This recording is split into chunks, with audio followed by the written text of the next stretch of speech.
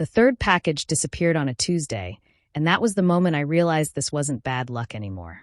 Not a porch pirate, not a delivery error, not a neighbor mistake. This was intentional. I stood on my front steps staring at the empty space where a box should have been, sunlight bouncing off the concrete like it was mocking me. The delivery app showed a photo clear as day, my welcome mat, my door, my package sitting right there like it belonged. Except it didn't belong anymore. Again. At first, I'd tried to be reasonable. Everyone does the first missing package. Annoying but excusable. The second? Suspicious but still deniable. The third? That's when denial stops being an option. Because you don't lose 3 packages in the same month unless someone nearby is helping themselves. And deep down, I already knew who it was. Karen lived 3 doors down. She was the kind of woman who treated the neighborhood like a stage built exclusively for her. Perfect posture. Loud opinions. Permanent look of righteous outrage, as if the universe had personally inconvenienced her since birth. She also had a habit. Whenever delivery trucks arrived, Karen just happened to be outside, watering plants that didn't need water, checking the mail for the 5th time that hour, standing near porches that weren't hers. At first, I thought nothing of it. Now, every memory replayed differently. The forced smiles, the overly curious questions, the way she always seemed to know what people ordered. So I did what any reasonable person would do. I confronted her. Casually. Politely. I walked over one afternoon, heart pounding but voice calm, and said, "Hey Karen, this might sound weird, but have you seen a package for me? It says it was delivered." She didn't even hesitate. Her eyebrows shot up like I'd accused her of arson. "What?" She snapped, "Absolutely not." Then came the performance. She placed a hand on her chest, scoffed, dramatically laughed like the idea itself was offensive. "I would never steal someone's package," she said loudly, making sure nearby neighbors heard. "Some people just like blaming others when they're irresponsible." Irresponsible. For ordering shampoo. She leaned closer and added, "Maybe you should check your own porch better." And that's when I noticed something. Behind her, through her open door, sat a cardboard box. My box.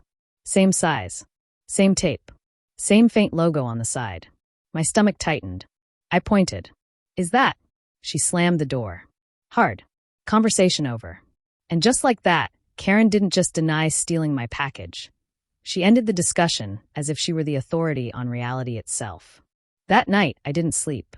Not because of the money. Not because of the inconvenience. But because I realized something far worse. Karen didn't think she'd done anything wrong. She thought she was entitled. And people like that don't stop unless they're stopped. I didn't confront Karen again, not after the door slam, not after the denial, not after the quiet certainty settled in my chest that this wasn't a misunderstanding, because confronting someone like Karen doesn't stop the behavior, it just teaches them to be more careful, and careful wasn't what I wanted. I wanted clarity, I wanted proof, and more than anything, I wanted her to experience the exact thing she'd been stealing from everyone else, the shock of consequences. So I slowed down, I stopped. Reacting, stopped checking the porch every 5 minutes, stopped complaining to neighbors outwardly. It probably looked like I'd given up internally. I was planning every routine. Karen had suddenly mattered: what time she went outside, where she stood, how long she lingered. I noticed she never rushed. She waited until the delivery truck disappeared completely, like a hunter, making sure the forest was quiet before stepping out. She always looked both ways, not nervously, but confidently. Like someone who believed they were entitled to whatever came next. That confidence was the key. The first thing I installed was the camera, not obvious, not flashy, just high enough to catch faces, wide enough to catch intent. Then I waited. The waiting was the hardest part, because every instinct told me to act immediately, to call her out, to post signs, to warn her. But patience has a way of making traps airtight, and I needed this one sealed shut. 3 days later, I ordered something small, cheap, replaceable. The notification buzzed while I was in my kitchen. Delivered. I didn't move. I opened the camera feed instead for 2 full minutes. Nothing happened then, right on schedule. Her door opened. Karen stepped outside like she'd been summoned. She didn't look surprised to see the box. She didn't hesitate. She didn't even pretend to check the address. She walked straight to it, picked it up, and turned back toward her house without breaking stride. No confusion, no mistake, just ownership claimed through repetition. I watched it happen in silence, saving the footage, my hands steady, my breathing slow. That was confirmation, and confirmation changes everything. The second package was different. This one wasn't about evidence, it was about education. I wanted her to feel something she'd never felt before, not fear, not anger, but exposure. The sudden realization that her private justifications didn't hold up under light inside the box was a glitter device not dangerous, not destructive, but relentless, the kind of glitter that embeds itself into fabric, carpets, cracks the kind that refuses to be ignored. Alongside it, I placed a single folded card printed neat, unemotional. This package was not yours. You are on camera. No insults. No threats. Just truth. I sealed the box carefully and labeled it like every other delivery she'd taken. Then I waited again. The truck arrived. Just after noon. I didn't stand by the door, didn't peek through the blinds. I sat on my couch, watching the live feed. Less than 4 minutes later, Karen appeared. She scanned the street. No witnesses, or so she thought. She bent down, picked up the box, and took 3 steps. That's when it happened. The pop was sharp, sudden, followed by an explosion of pink and silver that filled the air like a celebration. She absolutely had not been invited to. Karen screamed. Not in pain, but in offended disbelief. She dropped the box like it had betrayed her and started slapping at herself, glitter clinging instantly to her hair, her face, her clothes. "What is this?" she shouted. "What did you do to me?" She spun in circles, slipping, swearing, demanding answers from no one in particular. Doors opened, people stared, phones came out, and that's when she saw me. I stood in my doorway, calm, phone in hand, not smiling. "Just watching you," she yelled, pointing like she'd finally solved a mystery. "You set me up." I didn't raise my voice, I didn't argue, I just lifted my phone and showed her the paused footage. Her face frozen mid-theft, hands on a box that never belonged to her. I just wanted my packages to stop disappearing. I said quietly for the first time. Karen didn't know what to say because traps don't work by force. They work by letting someone do exactly what they've always done, and finally making them face it. And this was only the beginning. Karen didn't panic when the police arrived. That was the first thing that told me she truly believed she was right. The patrol car rolled into the cul-de-sac slowly, lights flashing but no siren. The kind of calm arrival that usually makes guilty people nervous. Neighbors had gathered by then, leaning against fences, standing in driveways, pretending not to stare while staring very hard. Karen, still faintly sparkling from glitter embedded deep into places glitter should never reach, marched straight up to the officer like she was about to file a customer complaint. "Oh, thank God you're here," she said, loud enough for everyone to hear. "I've been waiting for this." Waiting. As if she had been wronged. She launched into her explanation before the officer could say a word, pointing dramatically in my direction like a prosecutor delivering a closing argument. "This person has been harassing me," she said. "Setting traps. Filming me without consent. Planting suspicious packages on my property." The officer blinked once. Slowly, she continued, gaining confidence with every word, mistaking silence for agreement. "I'm a responsible neighbor," Karen went on. "Someone has to look out for this street. Packages get stolen all the time. I was simply preventing crime. Preventing crime by committing it." She crossed her arms and nodded to herself, pleased with the logic she'd just invented. "I didn't steal anything," she said sharply. "I took temporary custody. That's completely different. Temporary custody. Like the packages were children and she'd been granted emergency guardianship by the universe." The officer finally spoke. "Ma'am, how long were you holding on to these packages?" Karen hesitated. "Well, until people came asking for them." "Did you notify them?"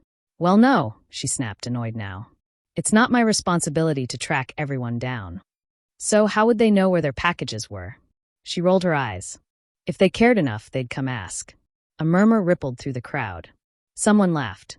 Karen shot them a glare so sharp it could have cut glass. That's when I showed the footage. I didn't say a word. I just held up my phone and pressed play. The screen lit up with her image, calm, confident, unmistakable. Stepping onto my porch. Looking around. Picking up the box. Walking away like it was a routine chore. Karen leaned in, squinting. "That angle is misleading," she said immediately. "It doesn't show my intentions." The officer paused the video. "Your intentions don't change the action." She scoffed. "So now intentions don't matter? That's ridiculous." What followed was a masterclass in entitlement gymnastics. She claimed the sidewalk was communal space. She claimed packages left unattended were abandoned. She claimed that delivery drivers technically relinquish ownership once they leave. At one point, she actually said, if someone leaves something outside, they're basically asking for help. Help. From her. The officer asked, "Why were the packages in your garage?" Karen straightened. "For safekeeping." "And why weren't they labeled?" "I don't need labels. I have a system." "What system?" She gestured vaguely with her hands. I just know. That was the moment. That long, uncomfortable moment where everyone realized Karen didn't just think she was right. She thought she was above explanation. Like rules were guidelines for other people. Then came the AirTag. The officer followed the tracking data step by step, reading timestamps out loud. Each one landed heavier than the last. This shows the package entering your garage. Remaining overnight, leaving the next day, returning again. Karen's face hardened. That tracking thing is an invasion of privacy, she snapped. I didn't consent to being monitored. The officer looked at her. You didn't consent to taking the package either. Silence. The kind that swallows a street whole. When they finally opened the storage bin in her garage, it was almost poetic. Boxes stacked neatly, different names, different addresses, all untouched. Not opened. Just claimed. Like trophies. Karen stared at them, then turned back to the officer, still refusing to surrender the fantasy. I was going to return them, she said. Eventually. Eventually? As if time itself owed her patience. The fines were issued. The report filed. And for the first time since I'd known her, Karen didn't have the last word. She stood in her driveway as the crowd dispersed, glitter catching the sunlight, boxes being redistributed, her authority evaporating in real time. No yelling. No threats. Just quiet. The kind that follows when someone finally realizes the world doesn't bend just because they believe it should. And from that day on, Karen stopped watching porches. Stopped claiming responsibility for things that weren't hers. Stopped pretending entitlement was the same thing as ownership. Because nothing humbles someone faster than being forced to explain their logic out loud, and hearing it collapse under its own absurdity. So here's the question for you watching this. What would you have done in my situation? Was this justice or too far? Drop your thoughts in the comments. I read every single one. And if you enjoy real stories exposing entitlement, consequences, and sweet poetic justice, hit subscribe, turn on notifications, and join the community. Because trust me, there are plenty more Karens out there, and they all eventually get caught.